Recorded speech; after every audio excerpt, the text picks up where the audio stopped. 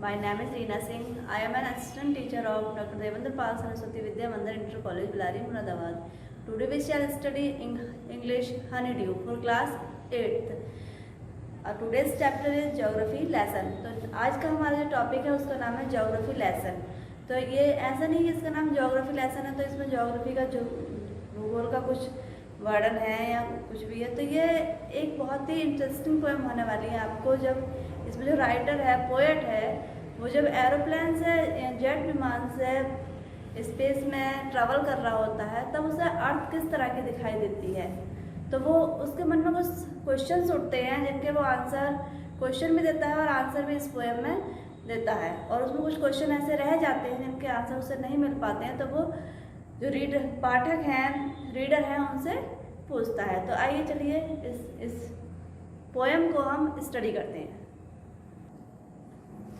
तो पोएम को पढ़ने से पहले उसके बारे में कुछ इंट्रोडक्शन है वो हम पढ़ेंगे ज्योग्राफी लेसन का।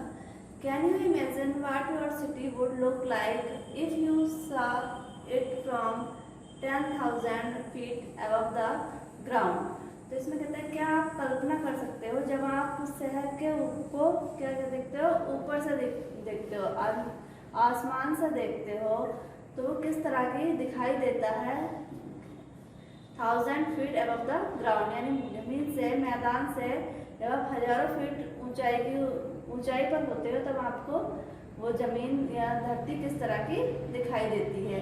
Neatly planned and perfect in proportion like a geometric design, it would strike you as something very different from what it actually is while you are in the thick of it।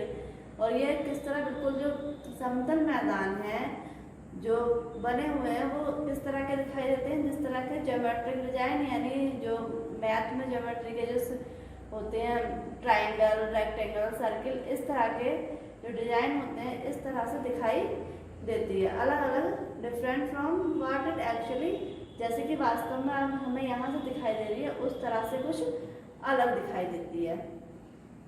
Here is a poet's description of just such a view of the city and some question that come to his mind। इसमें जो poet है, writer है, वो जब jet विमान से उड़ रहा है ऊपर तो उसे किस तरह का शहर दिखाई दे रहा है और उसके मन में जो क्वेश्चन आ रहे हैं, सवाल उठ रहे हैं, वो इस पोएम में क्या कर रहा है, वो व्यक्त कर रहा है।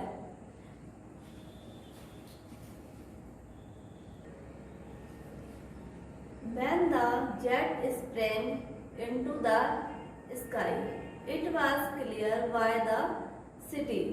जब उसका जेट विमान से जो पोएट है उसमें बैठा हुआ है और वो कहाँ जाता है, अंतरिक्ष यानी आसमान में, स्प्रैंगनेस एकदम तेजी से जाता है विमान उसका आसमान में, तब क्या दिखाई दे रहा है, शहर बहुत ही साफ दिखाई दे रहा है। Had developed the way it had, seeing it scaled 6 inches to the mile। और जो जमीन थी, जो धरती थी, वो किस तरह कितनी दिखाई दे रही है, जो मीलों में बसी हुई थी वो केवल कितनी दिखाई दे रही है, 6 इंच की दिखाई दे रही है जब वो कहाँ पहुंचा, अंतरिक्ष आसमान में पहुंचा। There seemed an inevitability about what on ground had looked haphazard। और वो देखने में किस तरह से लग रही थी कि वो बिल्कुल, हम उसे क्या अवॉइड नहीं कर सकते, अव्यवस्थित नहीं थी, बिल्कुल व्यवस्थित रूप से दिखाई दे रही थी। जो हमें मैदान में देखने पर कैसी लगती है, बिल्कुल अस्त व्यस्त, बिखरी हुई दिखाई पड़ती है। हैप्पीज़ार्ड मींस अस्त व्यस्त, बिखरी हुई दिखाई पड़ती है। कहाँ से, मैदान में से। तो वो कैसे दिखाई देती है, जब हम अंतरिक्ष में पहुंचा राइटर, पोएट, तो बिल्कुल व्यवस्थित रूप में दिखाई दे रही थी, उसे इग्नोर नहीं किया जा सकता था। Unplanned and without style, when the jet sprang into the sky। जब विमान आसमान में पहुंचता है तो वो किस तरह से, बिल्कुल समतल नहीं थी, अनप्लान्ड यानी उसे कोई प्लान नहीं किया गया था, या बिल्कुल विदाउट यानी उसमें कोई तरीका यूज नहीं किया गया था, उसे पहले से ही प्लान करके नहीं बनाया गया था। फिर नेक्स्ट स्टेंजा, दूसरा स्टेंजा तो पोएट कुछ और ऊपर पहुंचता है, तो कहाँ पहुंचता है वो? When the jet reached 10,000 feet, जब वो 10,000 के फीट की ऊंचाई पर पहुंचता है, रीच्ड मीन्स पहुंचना, जेट मीन्स विमान जिसमें पोएट बैठा है, तब अर्थ कैसे दिखाई दे रही है हमारी धरती?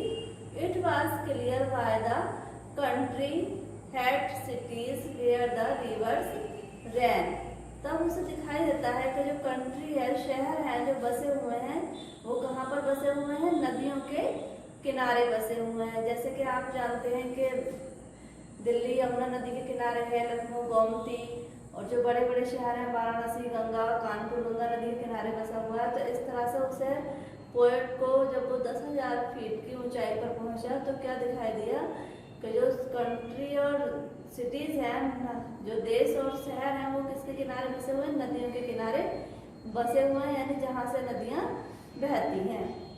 And why the valleys are populated, the logic of geography, और जो पॉपुलेटेड यानी जो जनसंख्या है, लोग रहते हैं, वो कहाँ रहते हैं? वैलीज यानी जो घाटी होती है, समतल मैदान होता है पहाड़ी के नीचे वाला, तो उसमें घाटियों में बसे हुए हैं। द लॉजिक ऑफ ज्योग्राफी, ये किसके कारण है? ये ज्योग्राफी यानी पृथ्वी की बनावट के कारण है। That land and water attracted man, क्योंकि जो होते हैं जमीन और पानी किससे अट्रैक्टेड यानी आकर्षित करते हैं व्यक्ति को, यानी जहाँ पर समतल मैदान होगा, धरती होगी, या जहाँ पर पानी होगा, नदियाँ होंगी, वहीं पर लोग जाकर बसते हैं। ये चीजें व्यक्तियों को अपनी ओर आकर्षित करती हैं।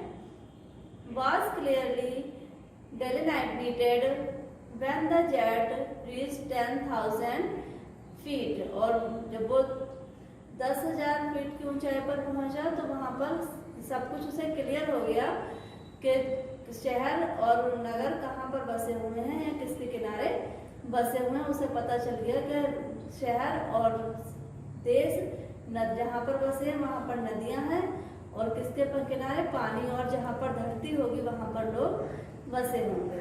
फिर नेक्स्ट स्टैंजा में राइटर कहता है when the jet rose 6 miles high, और कहता है जब उसका विमान रोज मीन्स ऊपर उठा, 6 मील की ऊंचाई से और ऊपर उठा, तब it was clear the earth was round, तब उसे क्या हो गया? क्लियर हो गया, साफ हो गया उसके लिए कि अर्थ पृथ्वी कैसी है? गोल है। अर्थ वाज राउंड, पृथ्वी गोल थी। And that it had more sea than land, और उसे पता लग गया कि मोर सी यानी समुद्र अधिक है किसके मुकाबले? धरती के मुकाबले, यानी धरती से अधिक क्या है? समुद्री भाग है, पानी वाला भाग है। ये उसे कहाँ जाकर 6 माइल्स की ऊंचाई पर जाकर एकदम क्लियर हो गया। But it was difficult to understand that the man on the earth found, लेकिन उसे क्या क्लियर नहीं हो पा रहा था, मुश्किल हो रहा था समझना क्या पृथ्वी पर जो व्यक्ति हैं वो क्या करते हैं? Cause to hate each other, एक दूसरे से नफरत क्यों करते हैं? To build walls across cities, और वो देशों के शहरों के बीच वॉल यानी दीवार खड़ी करते हैं। इसका मतलब दीवार नहीं, वो किसकी जो डिस्क्रिमिनेशन होता है, रिलीजन होते हैं, धर्म, कास्ट, कलर, तो इनका क्या बनाते हैं? भेदभाव, जाति पाति का जो भेदभाव होता है उसे क्यों खड़ा कर लेते हैं? ये उसे क्लियर नहीं हुआ कहाँ? अंतरिक्ष में यानी आसमान में जाकर भी। एंड टू किल, और क्यों एक दूसरे को मारते हैं? From that height it was not clear why, और इतनी ऊंचाई पर जाकर भी उसे ये बिल्कुल स्पष्ट नहीं हो पाया, वो समझ नहीं पाया कि व्यक्ति ऐसा क्यों करते हैं, एक दूसरे से घृणा करते हैं, एक दूसरे को में जाति की, धर्म की, विश्वास की और अपनी दीवार बना रखी है, और एक दूसरे को मारते भी, घृणा भी करते हैं। तो ये राइटर को समझ में नहीं आया। ये जो पोएम लिखी है जुल्फिकार घोष ने लिखी है, यानी ज्योग्राफी लेसन जो हमारी पोएम है उसमें आपने बहुत अच्छे समझा कि राइटर जब स्पेस में पहुंचा जेट विमान में बैठकर तो उसे सारी बातें क्लियर हो गई कि पृथ्वी गोल है, वहाँ पर जो बनी है नदियाँ के किनारे शहर बसे हुए हैं और लोग वैली में अधिक, घाटियों में अधिक रहते हैं।